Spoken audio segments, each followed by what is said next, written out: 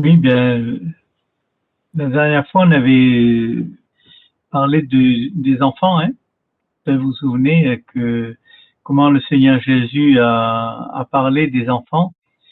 Disons que l'histoire, c'est que le, les disciples, les apôtres, quand on a amené les enfants, eh bien, ils ont trouvé que les enfants étaient superflus, ils étaient de trop. Et alors, le Seigneur Jésus, on va dire, a repris les disciples et il leur a parlé combien les enfants étaient importants et combien il était nécessaire qu'ils viennent entendre. Et non seulement il a encouragé à ce que les enfants viennent et il les a bénis, mais il a même proposé des enseignements par rapport aux enfants et il a montré que l'attitude des enfants n'était pas une attitude indigne. Parce que pour beaucoup de gens, les enfants, ce n'est pas sérieux, ce n'est pas, comment dire, c'est pas l'âge, ils ne comprendront pas, et puis ils risquent de mettre du désordre. Tout ça, c'est une affaire pour les adultes, c'est pas pour les enfants, etc., etc. Vous connaissez toutes ces phrases toutes dites, c'est, comment dire, cette manière de penser qui se trouve dans le monde, qui se trouve même dans les religions. Si vous regardez bien, hein, vous verrez le nombre de religions où les enfants, bon ben, il y a l'âge où on s'occupe les enfants s'occupent de religion, mais avant, ben, il y a rien pour eux. Mais quand on voit l'attitude des disciples, on voit que finalement, c'est l'esprit du monde. C'est l'esprit de la religion, c'est l'esprit de la religion, c'est une affaire d'adultes. Les enfants, ils ne comprendront pas. Donc, par rapport à Dieu, il faut qu'ils attendent l'âge pour s'occuper des choses de Dieu et on leur dira tout ce qu'ils doivent savoir. Pour l'instant, ils n'ont pas besoin d'en savoir ou ils en savent assez. Et l'enseignement du Seigneur Jésus est tout à fait différent. Et quand il a accueilli les enfants, il les a bénis. Il leur a imposé les mains. Parce que c'est ce que ces personnes, probablement les mères, hein, ont amené leurs enfants. Parce que pour une mère, un enfant est précieux. Donc, elle les entourait de beaucoup d'attention. Et alors, elles ont voulu que le Seigneur Jésus prononce des paroles de bénédiction sur eux. Alors, bien sûr, les adultes, les hommes, hein, faut bien dire la chose, c'était les hommes, hein, les disciples, c'était les hommes, et ils ont trouvé que les mères, eh bien, elles en faisaient un peu trop. Et elles imposaient leurs enfants au Seigneur Jésus, et que ce n'était pas une grande nécessité. Donc, il y a deux choses. La première, donc, on l'a souligné, hein, c'était le mépris des enfants, mais c'était le mépris des femmes aussi.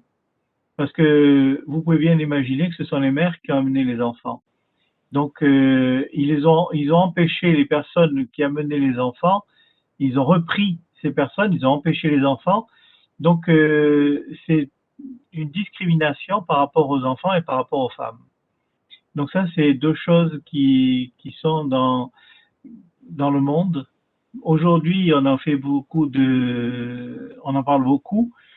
On fait, bon, les femmes, les femmes, les femmes, les enfants, les enfants, et on met de côté les hommes. Donc, ce qui était au départ une mauvaise chose d'un côté devient une mauvaise chose de l'autre. Parce que, bon, les gens n'arrivent pas à avoir un juste milieu et ne pas regarder les uns et les autres comme des personnes humaines à part entière et que la relation avec Dieu n'est pas une question d'appartenance sociale ou une question de homme ou femme ou enfant ou âgé ou tout cela. C'est la question de la foi en Dieu concerne chaque être humain. Alors il y a des enfants, au contraire, qui étaient très pieux Si vous lisez l'Ancien Testament, vous verrez, vous avez le petit Samuel qui était un enfant qui aimait Dieu dès son enfance, hein, et on ne nous dit pas à quel âge il était dans le temple, plutôt c'est le tabernacle, hein, il n'y avait pas le temple à l'époque, mais il était dans le Saint des Saints. Il n'allait pas dans autre endroit, hein. Il était le plus près possible de la présence de Dieu. Il était couché devant l'arche ou derrière l'arche ou quelque chose comme ça, si bien que quand Dieu lui a parlé, il a parlé directement. Il n'a pas allé le chercher. C'est plutôt le petit qui est Samuel qui était devant, dans la proximité de Dieu. Et il aimait la proximité de Dieu. C'était un enfant qui déjà avait la crainte de Dieu et l'amour de Dieu. Donc tout cela aurait dû laisser des traces dans l'enseignement, mais malheureusement, eh bien tout ça s'était mis de côté. Les enfants eh bien étaient regardés comme trop jeunes, et on en parlerait de tout ça plus tard. Voilà. Donc on a vu plus deux textes, hein, sur ces deux textes qui nous parlaient. Bon, il y a un autre, hein, qui parle de quand les personnes viennent amener les enfants pour les faire bénir. Mais ce que l'on voit, c'est que le Seigneur Jésus donc les a accueillis et il les a honorés. Et non seulement il a honoré les enfants, mais il a honoré les personnes qui amenaient les enfants. Et finalement, il a dit ce qu'elles font est bien. Ce n'est pas, ils ne sont pas en train de faire quelque chose que Dieu désapprouve. Donc, s'occuper des enfants, donner aux enfants des occasions de parler de Dieu et être inclus dans le culte, eh bien, c'est quelque chose de très important. Des souvenirs de mon enfance, j'étais donc dans une église aux Antilles, hein, à la Guadeloupe. L'église, c'était à peu près 400-450 personnes le dimanche, et il y avait des enfants. Et il y avait des classes d'enfants. Il y avait l'école du dimanche. Donc, ce n'était pas tout à fait comme nous organisons le matin. Les classes d'enfants commençaient à 9h30 et elles se terminaient à 10h30. Et ensuite, il y avait le culte. Et au culte, tout le monde participait. Il n'y avait pas de classe d'enfants, pas de garderie, et tout le monde était là. Et je peux dire, rendre témoignage de ces mamans qui s'occupaient de leurs enfants, jamais, sur 2 ans, j'ai entendu un enfant pleurer. Jamais. Les enfants étaient dans le culte et ils savaient où ils étaient. Même, bon, il y avait des bébés. Tout ça, c'était pris en compte, pris en charge. Les enfants étaient bien éduqués. Ils avaient, bien surveillé. Ils avaient l'affection dont ils avaient besoin. Les mères s'occupaient d'eux particulièrement bien. Et je me rappelle que il y avait toujours dans le culte une petite place pour les enfants. Ce n'était pas une parenthèse. Cela faisait partie du culte. Les enfants avaient toujours un cantique où ils récitaient des versets pendant le culte. C'était la part des enfants pendant le culte. Et je me suis dit que finalement, bon après je regrettais parce que dans aucune église où j'ai été, j'ai retrouvé la chose. Hein.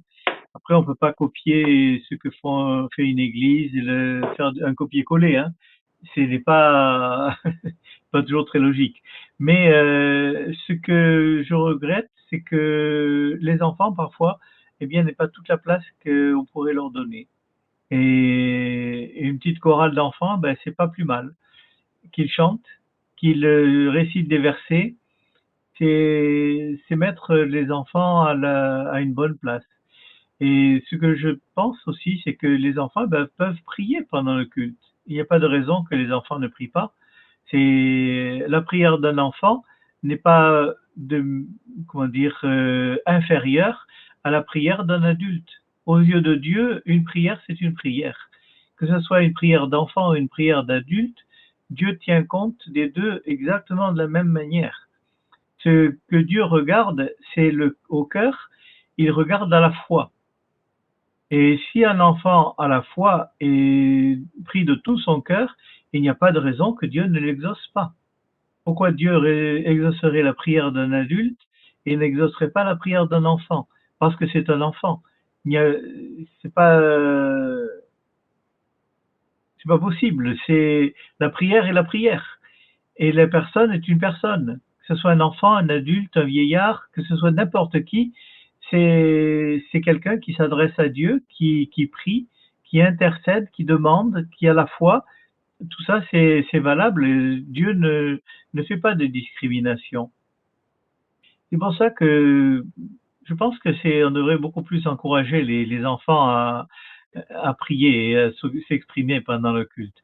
Après, c'est vrai qu'il faut que les choses soient canalisées, mais c'est bon que les adultes soient canalisés aussi, parce que il y a des adultes qui se comportent parfois, qui prennent trop de place, qui ont toujours quelque chose à dire.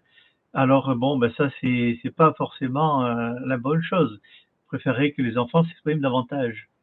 Donc, mais ce qu'il y a, c'est que les enfants, comme on dit que bon, ils disent des bêtises, alors ils ne se sentent pas libres et ils ne se sentent pas d'assurance pour faire les choses. Mais je crois qu'il faut leur donner l'occasion et leur dire que ben, si quelque chose ne va pas et qu'ils ont fait mal, eh bien on leur dit. Mais si c'est bien, ben, il faut leur dire aussi. Ça fait partie de la vie et nous sommes, en tant qu'être humain, nous avons besoin de savoir où nous nous situons, si on a bien fait ou si on a mal fait. Pour certains, ce que l'on fait comment dire, est bien, et pour d'autres, c'est mal. Il faut bien faire attention. Moi, peut-être que je vais faire quelque chose, je pense que c'est bien, et puis finalement, c'est pas si bien que ça. Et quelqu'un va me dire, mais tu sais, c'est pas si bien que ça. Et peut-être que je vais me remettre en question, je vais réfléchir à la chose et j'apprendrai. Et je me dirai, c'est vrai que ce n'est pas si bien que ça. Et c'est vrai pour les enfants aussi. S'ils font bien, il faut les encourager à faire le bien.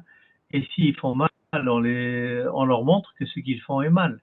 Et quand il s'agit de s'exprimer devant Dieu, de prier, eh bien, il faut leur apprendre à prier. Et il faut apprendre à avoir de l'assurance quand ils prient. Et surtout, leur montrer que leur prière est aussi bien acceptée de Dieu que la prière de n'importe qui. Dieu regarde au cœur, c'est tout. Et si le cœur est là, s'il y a un cœur qui aime Dieu, eh bien, Dieu écoute la prière. Vous vous rappelez l'histoire de David. David, Samuel était allé chercher quelqu'un pour être le roi d'Israël. Et Dieu lui avait dit, je te le montrerai. Alors, quand Samuel s'est présenté, et on a présenté, disons, Isaïe a présenté tous ses fils. Mais le problème, c'est que Dieu a dit, c'est aucun d'eux. Alors, finalement, il a demandé, mais est-ce qu'il n'y a pas, tu n'as pas un autre fils? Il a dit, oui, bon, il y a bien David, hein. Il est en train de garder les brebis. Voilà. Et donc, il était occupé.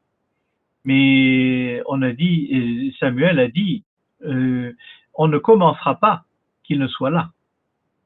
Et quand ça a été fini,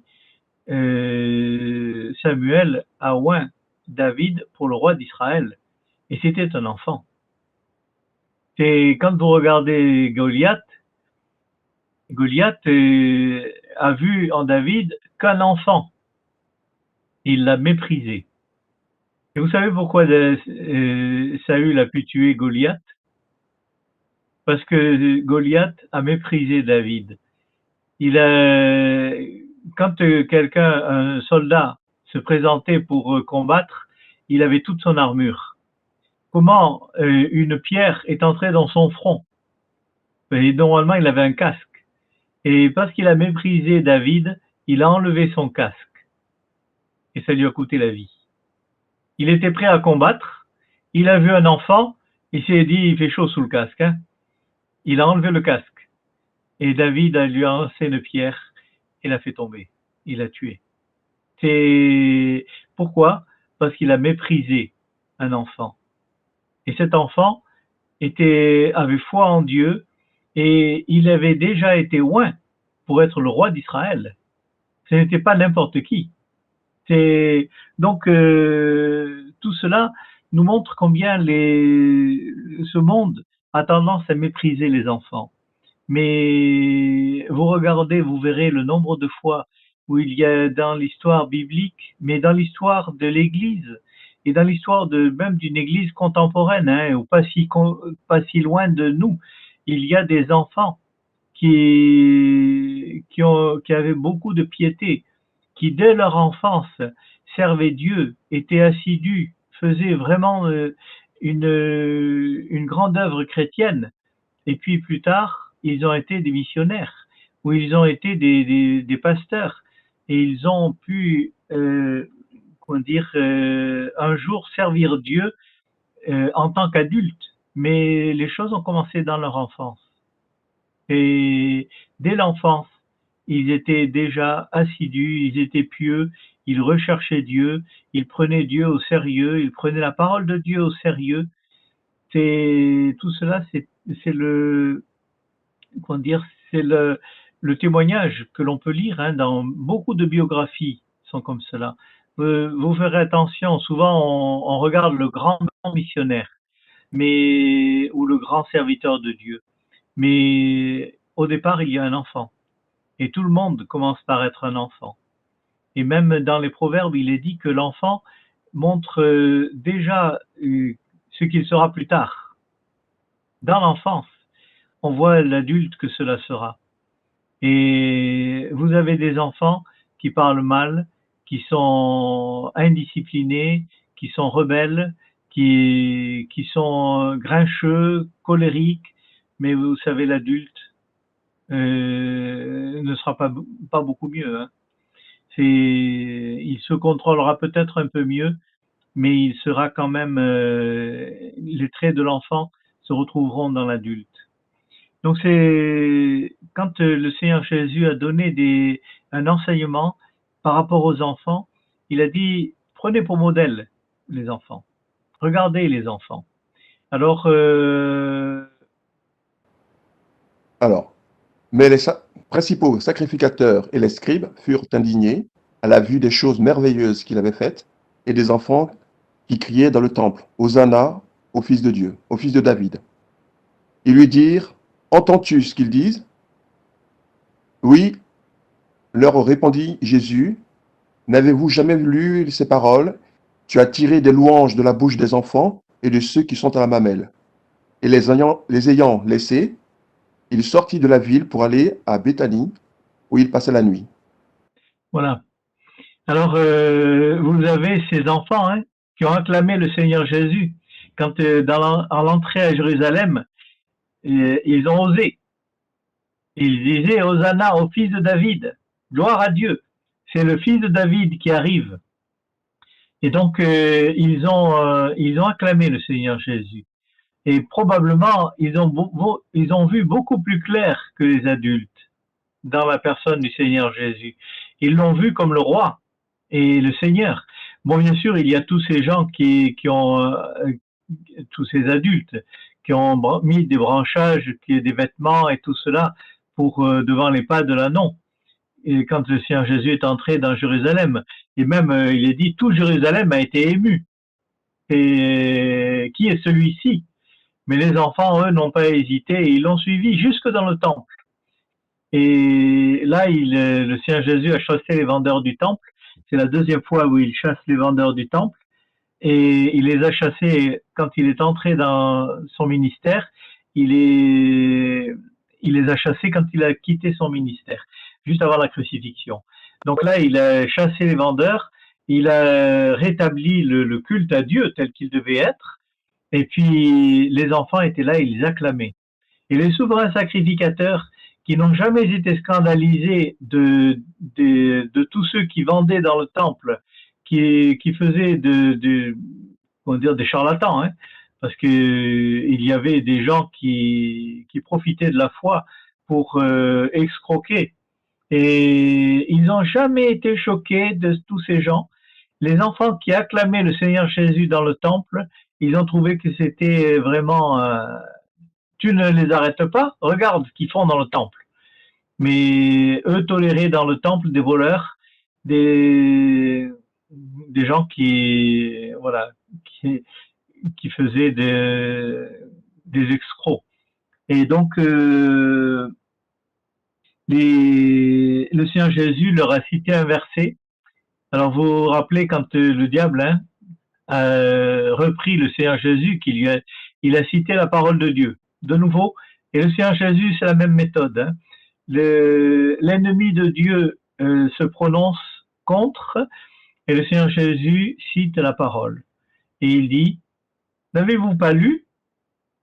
Et c'est de la bouche des enfants que Dieu a tiré la louange.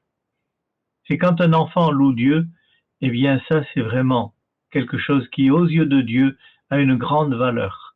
Et c'est pour cela que je dis, nous ne devrions pas retenir les enfants de prier et de louer le Seigneur dans l'Église, dans nos cultes, dans nos réunions, que les enfants aient vraiment leur part. Parce que le Seigneur Jésus leur a donné une part. Et même eux ont pris leur part. Le Seigneur Jésus ne leur a pas dit « Allez, louez-moi ». Il ne leur a pas dit, mais c'est eux spontanément qui l'ont loué. Et le Seigneur Jésus, quand on a dit « Mais arrête-les, tu vois pas ce qu'ils sont en train de dire de toi ?» C'est contrôle ces enfants. C'est ce qu'il leur disait. Contrôle-les. Dis-leur de se taire. Ça va trop loin, toute cette histoire. Les enfants font du bruit dans le temple. Eh bien, le Seigneur Jésus a dit non, non, ils font pas de bruit. Ce qu'ils font est bon, est bien. Et regardez la parole de Dieu. Elle vous enseigne que il y a eu la louange dans la bouche des enfants et que la louange dans la bouche des enfants, pour Dieu, a une grande valeur. Ils ont rendu grâce à Dieu. Ils ont reconnu leur Messie. Et ils ont dit qu'il était le Messie, que c'était celui qui venait au nom du Seigneur, au nom du Père, pour sauver l'humanité.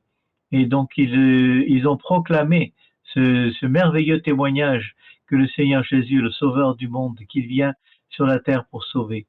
Et ça, c'était, comment dire, des paroles qui, aux yeux de Dieu, avaient une grande valeur. C'est peut-être qu'aux yeux des hommes, ça n'a pas de valeur, mais aux yeux de Dieu, ça a de la valeur. Et donc, soyez certains que si vous laissez louer les enfants, si vous leur donnez la parole, eh bien, ils ont beaucoup de choses à dire. Et des choses qui, parfois, vont vous surprendre. On a un proverbe en français, la vérité sort de la bouche des enfants. Bon, c'est pas toujours vrai. Mais si un enfant parle, quand il parle des choses de Dieu, alors faites bien attention. Et pour moi, c'est une règle que j'ai établie dans ma vie, c'est que si un enfant me parle de Dieu, je l'écoute. Et je veux être enseigné, même par des enfants, et surtout par des enfants. C'est pour ça que les enfants sont mes amis, parce que je veux prendre au sérieux tout ce qu'ils disent. Et même quand ils disent une bêtise, eh bien, il faut prendre ces choses-là au sérieux et leur dire avec douceur et amitié, leur dire mais ça, ce n'est pas juste, ce n'est pas correct, ce que tu dis là n'est pas juste. Où tu l'as entendu?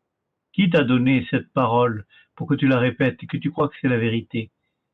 Vous savez, c'est très important de prendre soin des enfants et de prendre du temps avec les enfants. Et les enfants, ce sont nos meilleurs amis. Les enfants vous comprendront, alors que les adultes peuvent ne pas vous comprendre. Un enfant va vous comprendre. Si vous avez de la peine, si vous avez de la tristesse, il y a des enfants qui vont venir vous consoler. Peut-être que des adultes ne viendront pas, mais des enfants, oui. Ils vont venir vous dire des paroles aimables et ils auront compassion. Ils auront de l'amitié, de l'amour. Et c'est très, très important. Donc, les enfants sont, comment dire, sont nos meilleurs éducateurs. Ils nous éduquent dans le sens où dans ce que l'on doit faire, mais il y a des choses que l'on ne fera pas. Parce qu'on se dit, mais est-ce que je le ferai devant un enfant? Je me rappelle, ça c'était je roulais très très très vite en voiture. Donc c'était pour moi, les radars ne m'inquiétaient pas beaucoup. Je roulais toujours très vite. Et donc, bon, il y a, comme on dit, des gens qui roulent plus vite que moi. Mais j'étais coupable d'excès de vitesse bien bien souvent. Et un jour, il y avait un bébé derrière moi. C'était ma petite fille. Venait de naître, Sarah. Elle venait de naître. Elle était dans son berceau, sur le siège arrière de la voiture, et je la ramenais. Et j'avais tendance à appuyer, comme d'habitude, sur l'accélérateur. Et là, j'ai été repris. Et je dis, mais si jamais il arrive quelque chose, si tu as un accident, si elle est infirme, ou tu la tues dans un accident, qu'est-ce que tu vas faire? Il vaut mieux réfléchir avant, hein. Et alors j'ai arrêté. Maintenant, je contrôle ma vitesse, hein. Je roule plus comme avant, hein. Plus du tout. J'ai eu des enfants. Et c'est là que je me suis arrêté. Ce sont les enfants qui m'ont éduqué. Ce ne sont pas les contraventions, hein. Ce sont les enfants. Ils m'ont appris à être vigilant, à faire attention, à ne pas faire une bêtise devant eux. Et quand on a des enfants, ses propres enfants, eh bien, bon, je n'avais pas l'habitude de dire des gros mots, mais on ne dit pas de gros mots devant des enfants. Donc on fait attention. On fait attention à sa vie, à sa manière d'être. Ça, c'est une autre étude. Mais donc c'est très important de prendre en considération ce que les enfants ont dit. C'est le Seigneur Jésus les a pris au sérieux et c'est eux qui ont acclamé le Seigneur Jésus et c'est eux qui ont vu beaucoup plus clair que les adultes, hein. Les pharisiens n'ont pas vu. Parce que ils étaient aveuglés par leurs préjugés. Mais un enfant n'a pas vraiment de préjugés. Les préjugés viennent après. Parce que les préjugés, on les acquiert soit par la proximité des adultes, soit parce qu'on nous les a enseignés. Mais ces enfants n'avaient pas de préjugés. Et ils ont vu clair dans la personne du Seigneur Jésus. Ils l'ont vu tel qu'il est. Et ils ont dit, c'est le Messie, c'est le roi de David. C'est le fils de David, c'est le roi. Pour eux, c'était clair. Ça ne faisait pas de question. Tandis que les pharisiens, qui étaient complètement dans leur loi, tous les principes, tous les préceptes, tous les trucs et les machins, tous les préjugés qu'ils pouvaient acquérir et qu'ils croyaient que c'était la vérité absolue, eh bien, n'ont pas vu le Seigneur Jésus comme le roi. Ils ont vu simplement un homme qui en faisait un peu trop. Voilà. Et même de voir tous les miracles qu'il faisait n'a pas enlevé de leurs yeux le voile des préjugés. Ils n'ont pas discerné le Sauveur dans sa personne parce ils n'étaient pas assez des enfants. L'enfant, lui, a vu clair. Il a vu beaucoup plus loin que les scribes et les pharisiens, qui pourtant étaient très au courant de la loi, qui connaissaient la loi mieux que quiconque, mais ils n'ont pas vu l'essentiel. Et j'aime bien lire le Petit Prince de Saint-Exupéry. Pour moi, c'est un des livres les plus beaux que j'ai jamais lus, en dehors de la parole de Dieu, hein. Et c'est ce petit garçon qui est là, qui pose des questions, et qui jamais ne se lasse de poser la même question. Et finalement, cet adulte, eh bien, finit par lui dessiner son mouton. Il arrête tout et il lui dessine son mouton parce qu'il sait que ce qu'il veut, il le voudra toujours, il le voudra vraiment. Et puis toutes les belles paroles qui sont dites et qui sont des vérités, hein. Et ce que l'on voit, la vérité n'est pas ce que l'on voit, c'est à l'intérieur. Et c'est vrai que ce qui est vrai dans un être humain, c'est à l'intérieur. C'est pas la façade. C'est pas ce que l'on essaye de montrer aux autres. C'est ce que nous sommes en réalité à l'intérieur. Et ce que l'on cache parfois bien souvent avec beaucoup de précautions. Mais un enfant, souvent, et bien souvent, surtout quand il est enfant, il n'a pas de façade. Il dit clairement ce qu'il pense. Et ce que c'est vrai ou c'est faux, mais il le dit. Alors c'est vrai que c'est bon de les écouter et de pas parce que bon, c'est eux qui ont vu clair, hein, pour le Seigneur Jésus.